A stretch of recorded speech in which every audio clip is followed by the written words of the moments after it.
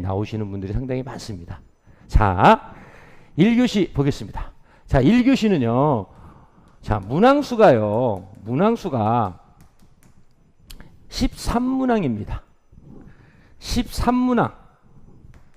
13문항. 근데 이 13문항을 여러분이 다 답을 하시는 거가 아니고요. 예, 여기서 10문항을 셀렉트를 합니다.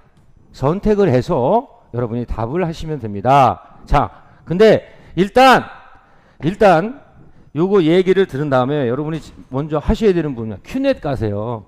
큐넷 아시죠? 자, 큐넷을 가시게 되면 여러분 기술사 답안지 양식이 있습니다. 답안지 양식이요. 답안지 양식을 보게 되면은요. 쉽게 얘기해서 우리가 보게 되면 그냥 편지지처럼 이렇게 돼 있어요. 편지지처럼. 저술로 이렇게 쓸 수 있게끔. 예.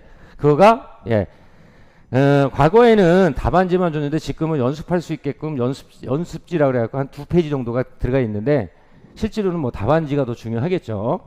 그래서 이 답안지를 한번 참고적으로 보시고요. 그 다음에 이 답안지 쓰는 양식도 상당히 중요한데 그거는 지금 우리가 OT에서 다룰 수 있는 그런 부분은 아니에요. 그래서 그거는 나중에 기회 있으면 한번 말씀을 드리고요. 자, 그래서 13문항에서 10문항을 선택을 하는데 거의 이 문항수 있지 않습니까? 네.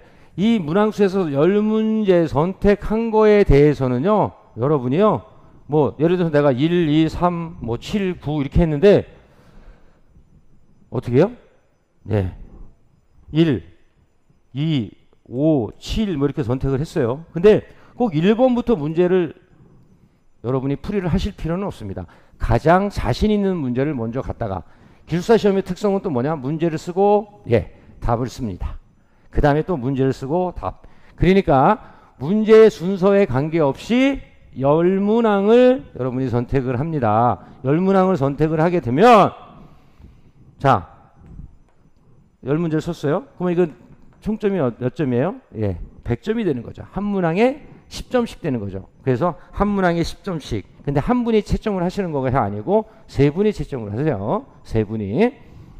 그래서 세 분이 출제도 하시고 세 분이 채점도 하시고 그다음에 또 나중에 2차 때 세 분이 또 면접을 봐요. 왜 그러냐면 과거에는 두 분이 하셨는데요.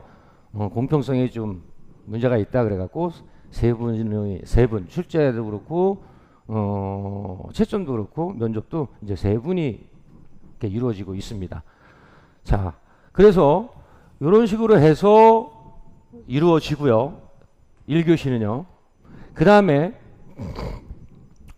좀 더 디테일하게 들어가게 되면은 여러 가지 드릴 말씀이 있는데 그거 이제 순서대로 좀 말씀을 드리고요. 자, 2교시부터 4교시 같은 경우도 보게 되면은 여기는요.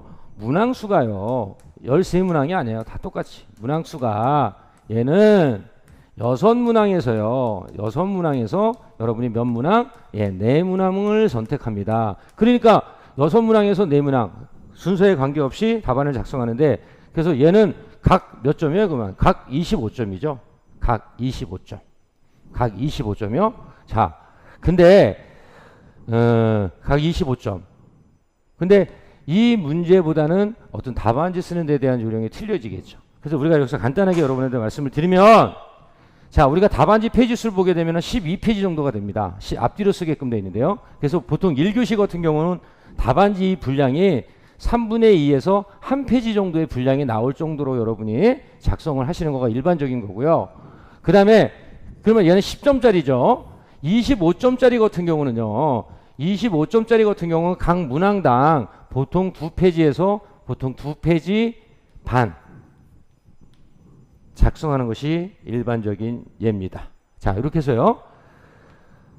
똑같이 문제에 자기가 가장 자신 있는 것부터 여러분이 적용을 해서 풀어주시면 됩니다. 그래서 여기서도 똑같이 채점을 해서 60점, 평균 60점이 되게 되면은 2차 면접 볼 수 있는 기회를 여러분이 부여받게 되는 겁니다. 그래서 시험 전형 방법은 자, 이런 식으로 이루어지고요. 그만 자, 여기서 합격을 하게 되면 그 다음에 이제 면접을 보는 거죠.